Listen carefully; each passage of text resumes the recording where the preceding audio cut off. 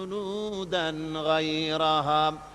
একবার চামড়া পুড়ে যাবে, জাহান্নামের আগুনে চামড়া পুড়ে গলে যাবে, আবার আল্লাহ রাব্বুল আলামিন নতুন করে চামড়া পরিয়ে দিবেন যাতে করে শাস্তির তীব্রতা অনুভব করতে পারে। জোরে কন নাউজুবিল্লাহ।